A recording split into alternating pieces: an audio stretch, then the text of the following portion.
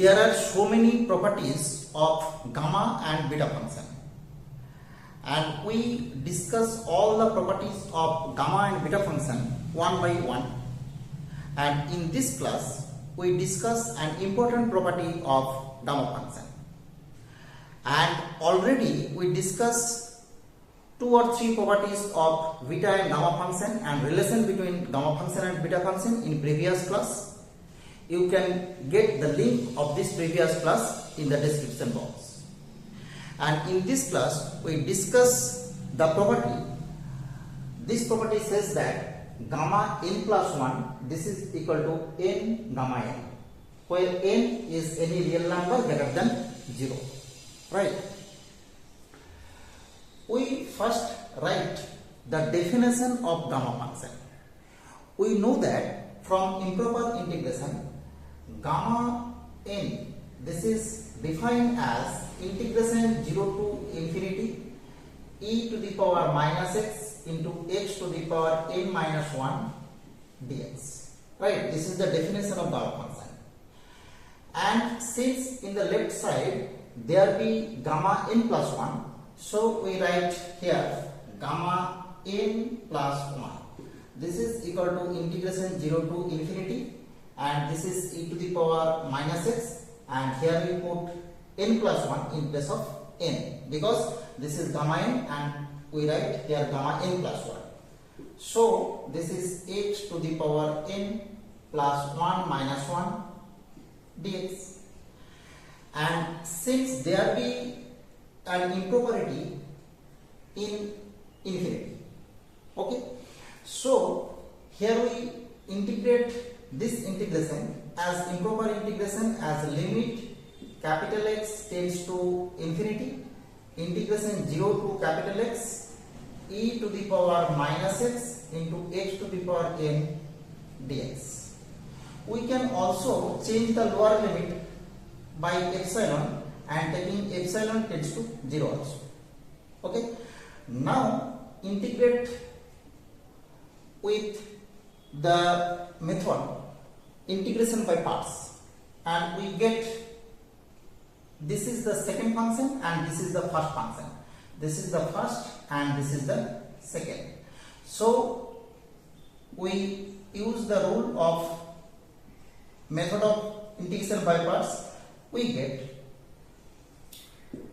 here, this is the first function, so this is remain constant, and this is the second function, so e to the power minus x and another minus 1, and the range is epsilon to x.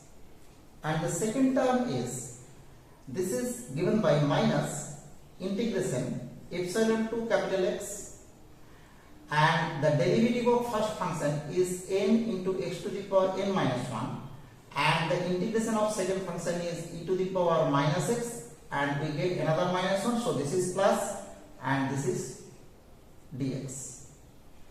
By putting the range, we get limit x tends to infinity, epsilon tends to 0. This is given by, we first put the lower range because there will be a minus, so we get epsilon to the power n into e to the power minus x minus this is x to the power n into e to the power minus x, and the last term is integration epsilon to capital X. This is n x to the power n minus 1 e to the power minus x dx.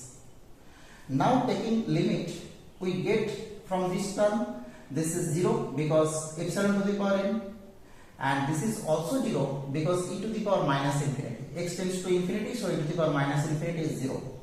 So we get from this, we get n into integration 0 to infinity, because epsilon tends to 0, so this is 0, and x tends to infinity, so this is infinity, and we get this is e to the power minus x into h to the power n minus 1 dx.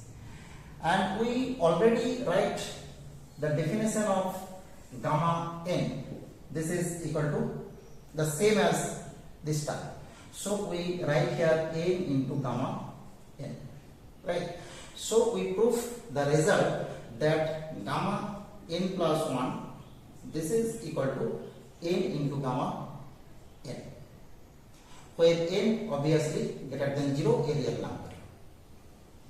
Now we repeatedly applying this formula, we get from here, this is n into n minus 1 into gamma n minus 1, and again applying this formula, we get n into n minus 1 into n minus 2 into gamma n minus 2.